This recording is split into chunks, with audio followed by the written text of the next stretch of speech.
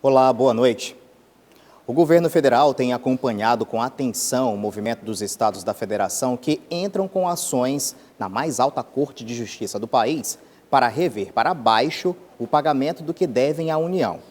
É que se todos os estados tiverem um benefício que 3 já conquistaram, o rombo nas contas públicas vai ser ainda maior do que já se desenha. E o que os estados da federação querem? Sem dinheiro em conta, querem pagar menos juros do que devem. É como se você adquirisse uma dívida com um amigo de R$ 100 e dissesse que ia pagar 200, mas na hora H resolve pagar apenas R$ 110, por exemplo. E aí, como esse impasse se resolve?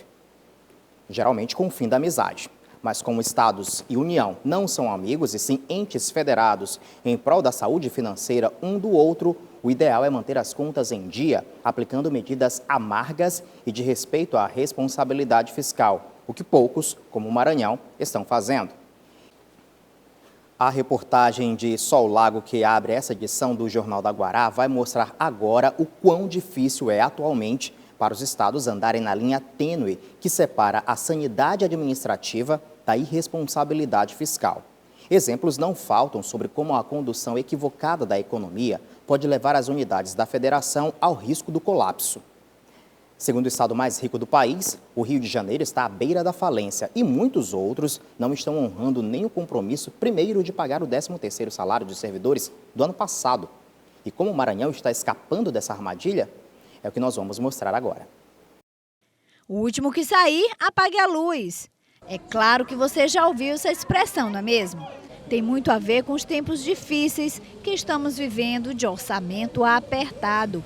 Por exemplo, em casa, não é incomum abrir a geladeira e ver minguar a variedade de alimentos.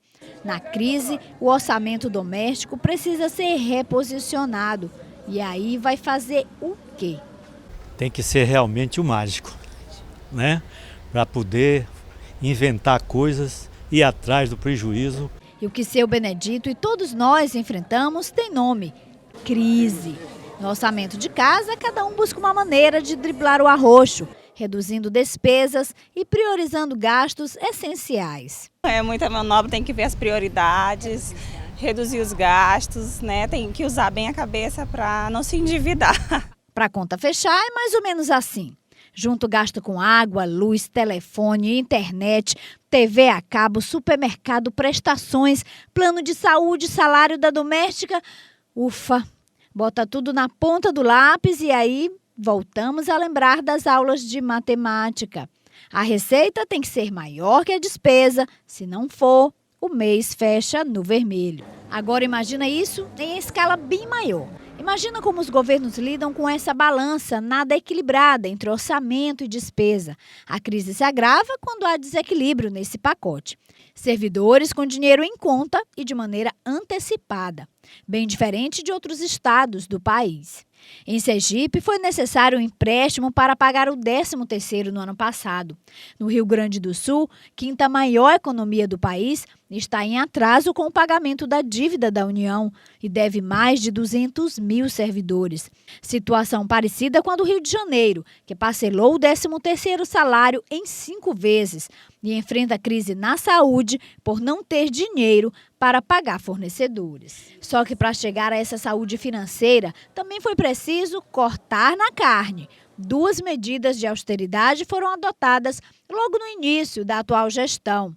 A revisão de contratos considerados irregulares, que garantiram uma economia de R$ 1 bilhão e 100 milhões de reais, além de conseguir economizar, só no ano passado, mais de R$ 1 bilhão de reais, medidas associadas à redução dos gastos internos. Dentro de casa está se fazendo um dever de redução de gastos sem prejudicar a prestação de serviços públicos, né? Ao contrário, se ampliou. Em 2015 nós vimos bastante isso. Foram ampliados os serviços públicos, entretanto sem acréscimo de gastos, né? Como foi feito isso? Foi medidas de austeridade. A gente pode citar vários exemplos: redução na concessão de diárias, um processo de controle muito maior na execução dos contratos administrativos, né?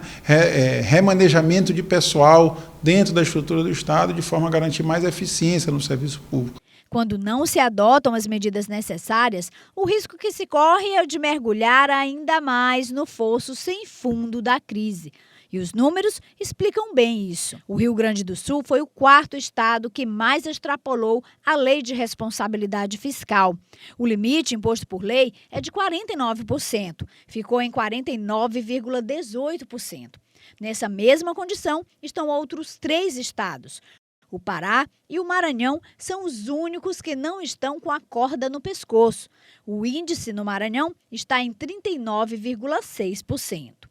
Em parte, isso foi conquistado pelo Estado ao rever, por exemplo, incentivos fiscais concedidos em gestões anteriores a empresas que gozavam dos benefícios e não investiam no Maranhão. Resultado, o caixa quebrava.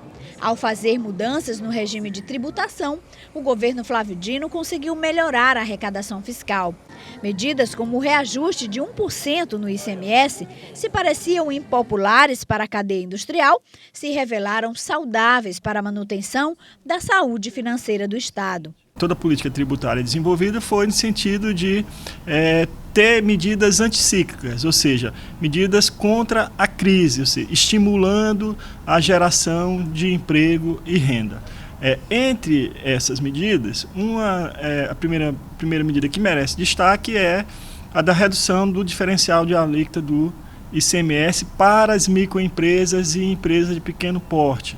Então foi o maior benefício concedido às microempresas e empresas de pequeno porte, porque essas empresas têm um potencial, um efeito multiplicador de emprego e renda muito grande. E para provar que deu certo, basta fazer um comparativo. Veja as diferenças entre o Maranhão e o Rio de Janeiro. O orçamento do governo do Maranhão evoluiu de 15 bilhões e 800 milhões em 2015 para 16 bilhões e 600 milhões este ano.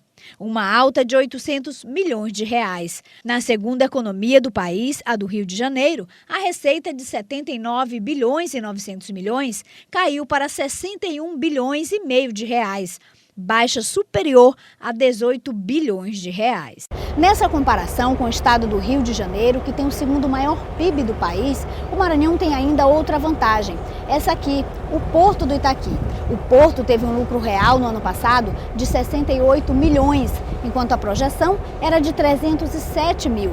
A movimentação de cargas cresceu 21%, alcançando o recorde histórico de 21 milhões e 800 mil toneladas. E a partir do ano que vem, os investimentos em todo esse complexo vão ultrapassar a marca de 1 bilhão de reais. Ou seja, através da geração de renda e da economia, o Maranhão está se tornando exemplo de responsabilidade fiscal. O Procurador-Geral do Estado, Rodrigo Maia, enumerou ainda medidas de austeridade, como o mutirão da Justiça, para a renegociação de dívidas fiscais e a criação de um núcleo de inteligência para auxiliar no enfrentamento à sonegação.